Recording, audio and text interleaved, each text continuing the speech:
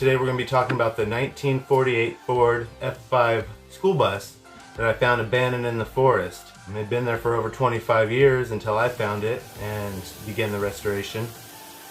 It's surprising how creepy and decrepit the bus looked when we found it.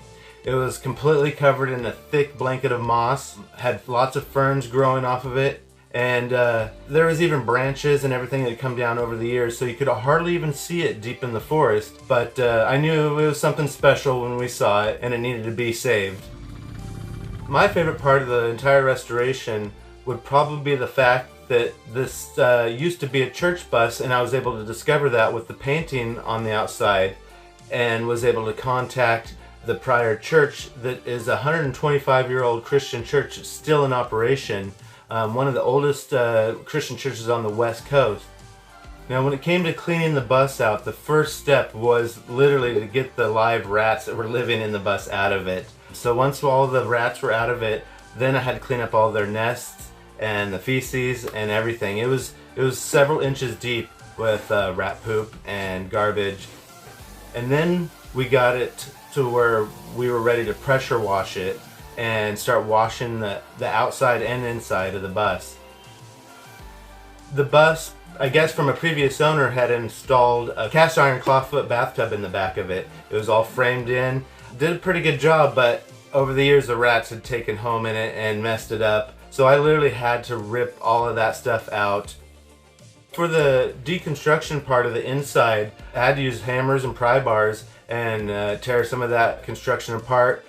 Even had to break out the Sawzall and cut through some of that lumber to get that stuff out of here.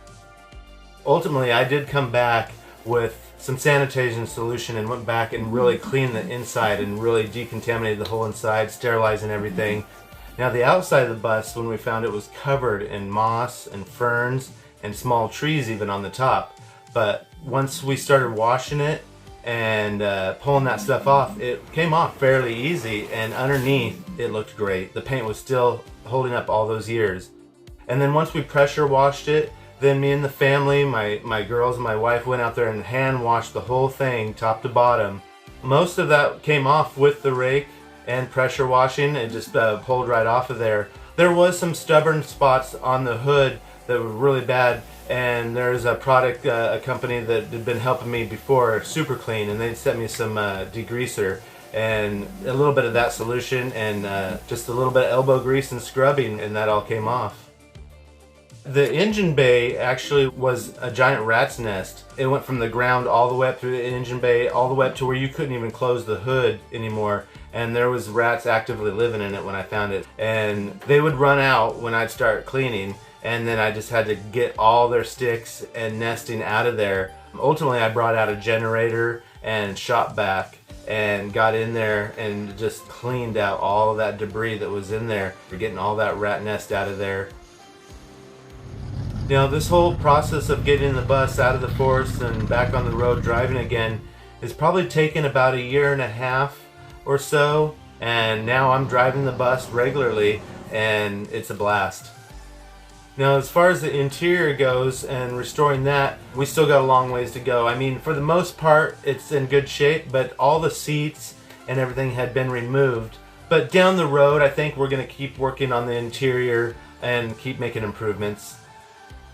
After I discovered that it used to be their bus and that they were still in operation, it was wonderful to reach out and contact the pastor. He had told me that they were watching the videos and that there was one member, an 87-year-old woman named Mary, that used to ride the bus as a child, and her dad would drive it.